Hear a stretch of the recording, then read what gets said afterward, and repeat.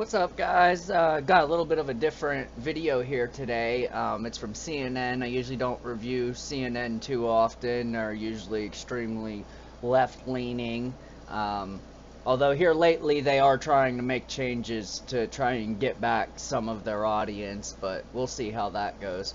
But anyway, over in Ukraine, they've actually taken back several cities and have caused some severe damage to the Russian military. And now the Russian officials and everything, they're actually wanting to impeach Putin. So let's check it out and see what's going on. Ukraine's gain, here set to dramatic music by their own troops, is increasing Putin's loss. Russia's stunning military setbacks stirring broad public criticism at home, with shocked military hardliners voicing anger. Hi, I'm Dmitry. Now dozens of elected local Russian politicians too are signing an official petition authored by this local councillor demanding President Putin be impeached. Russians have offered to pay his fines for speaking out, even to hide him, he told me, if the Kremlin tries to put him in jail. Well, obviously, Russian army is being destroyed right now.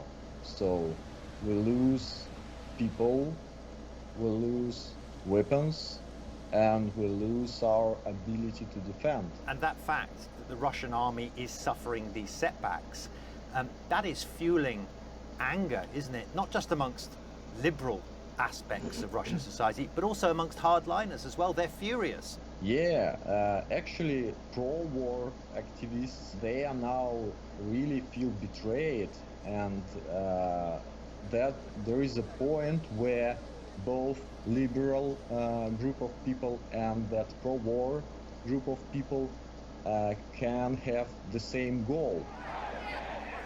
Unlike these early anti-war protesters in Moscow back in February, hardliners complain of Russia being too soft on Ukraine and sending woefully underprepared troops into battle. But it's the heavy price. Well, they did. I mean, a lot of these Russian soldiers, they didn't even, when they landed in Ukraine and they started fighting, they didn't even know they were in Ukraine. They didn't even know they were fighting Russian-speaking enemies. And a lot of them deserted right off the bat once they found out that they had been lied to.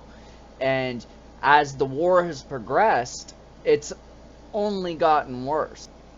Putin thought that this was going to be an easy campaign, a lot like when the United States went into Iraq in the early 90s in Desert Storm, when in 96 hours we took over the entire country with superior firepower. And that's what he was expecting when he went into Ukraine. He wasn't expecting the resolve of the Ukrainian people and the resolve of the world to support the Ukrainian people. Ukraine has always acted as a buffer between Russia and the rest of the world. And if Putin has his way, it'll be turned into a desolate wasteland used to flex military might. And it's nothing short of genocide of a people that literally share the same heritage, the same beliefs, the same everything. They just want to live free. Now, NATO has been overstepping for years. They have been adding countries. They were supposed to dissolve whenever the Warsaw Pact dissolved, which the Warsaw Pact, if you don't know, was the Soviet Union's answer to NATO being formed. It was a group of countries that pretty much stood with Russia and said, hey, if you attack just Russia, you will attack us all. And it was kind of there to help level the playing field. And then it was with the collapse of the Soviet Union, the Warsaw Pact, it dissolved and everything, and NATO was supposed to dissolve as well, but they didn't. They kept expanding until they were right at Russia's doorstep. Now, Putin sees this as a direct threat to Russia's sovereign, which, you know, it is. Let's just be honest here. It is. Now, Do I agree with what he's doing? Absolutely not. But NATO has pushed Putin into a corner to where he felt like he had to lash out. Now, he waited until he felt that the world was weak enough and in enough shambles that they wouldn't unite against him. He drastically underestimated the West's resolve in that manner.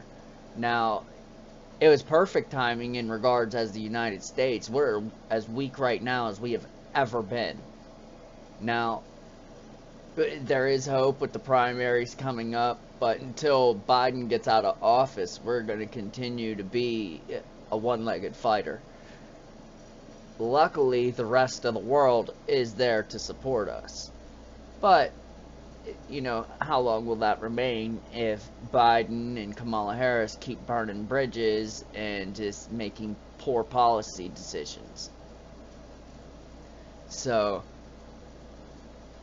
it's definitely a shift in the right direction that the people are trying to get rid of Putin. It'll never be an outside force that takes Putin out. It'll never be an army that goes in and gets Putin or anything like that. It's going to have to be internal. It's going to have to be the people, or more than likely, it's going to be one of his advisors that takes him out. And that's just being real. The Soviet Union, the Kremlin is essentially all ex-Soviet Union. And ex-Soviet Union they're essentially a mafia. And whenever a head of a family or anything becomes detrimental to the family, they gotta go. And that's where Russia's at right now. So, we'll see how long Putin can hold on to power, but this is definitely a shift. So either he's going to ramp up aggression, or his foundation is going to continue to erode until someone gets rid of him. That's just my thoughts.